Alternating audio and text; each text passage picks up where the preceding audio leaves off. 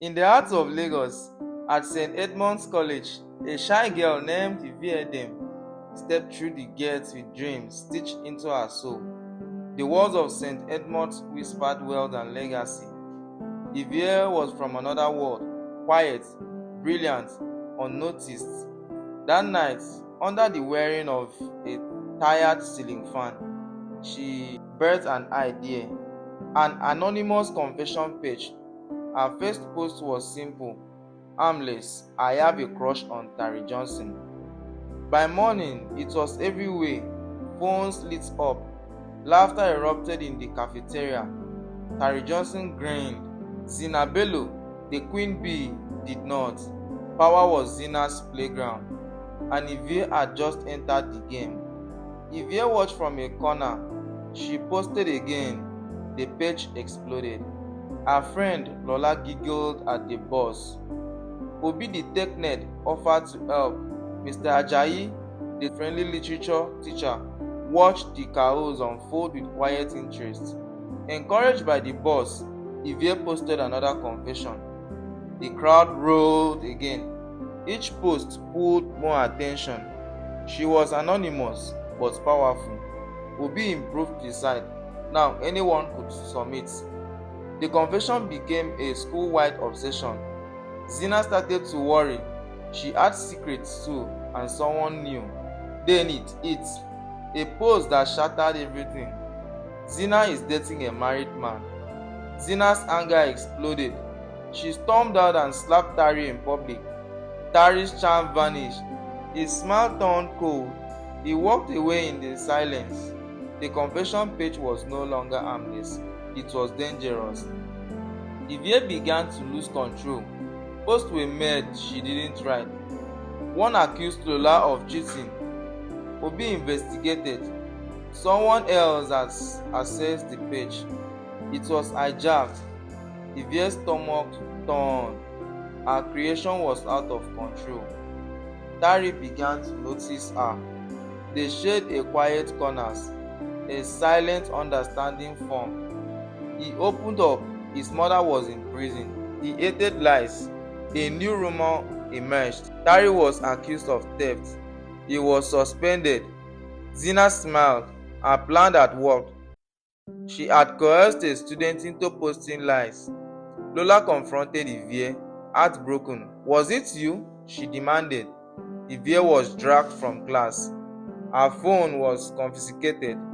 Mr. Ajayi sat in the background, smiling, watching. Obi deleted everything, wiped the trail. No proof. Evie was released, but the page wasn't dead. A new post appeared in 7 days.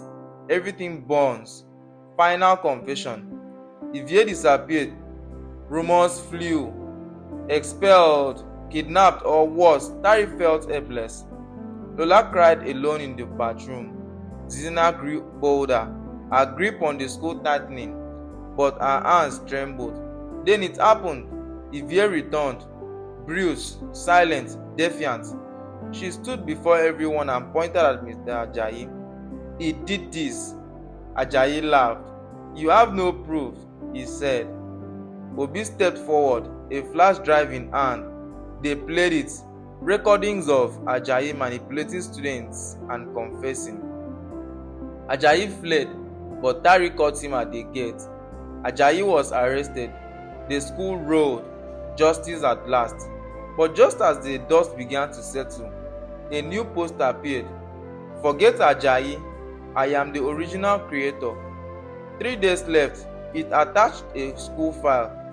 Evie's everything personal, exposed. Lola gasped. We have to stop this. That night, chaos struck.